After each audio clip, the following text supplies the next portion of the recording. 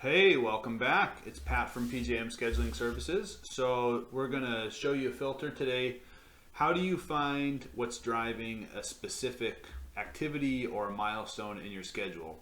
You might know how to filter for the longest path, on your project, but you want to know, hey, maybe you have another milestone in your project, and you're wondering, hey, how do I see the path that's specifically driving that one milestone that's not at the end of the project?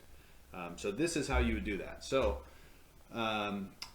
what you first have to do is you go to your schedule button and you go to the options and advanced settings, and you're going to calculate multiple float paths.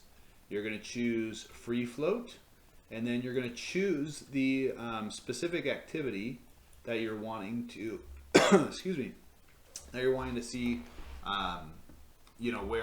what path leads to that one. So I'm going to do building dry-in as the milestone that I want to see. Hey, what path drives the building dry-in milestone? So I'll just select that one. I'll close that, and I'm going to reschedule my project. And then I'm going to filter.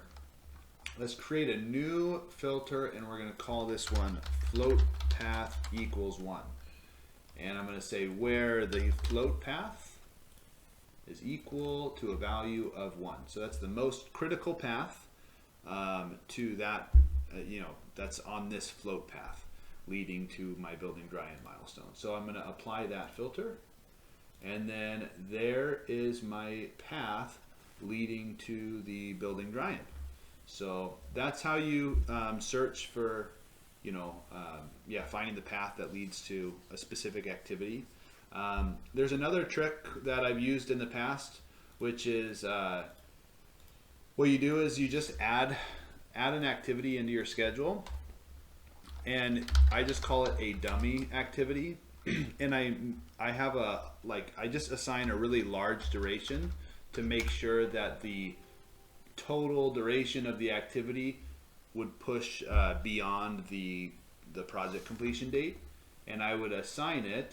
So I would make it the predecessor to that, the activity that I'm wanting to filter the critical path through. So in this case, let's just do second floor drywall. So I'll just assign it to second floor drywall, and I'll reschedule it. So now it forces the longest path to go through the second floor drywall activity.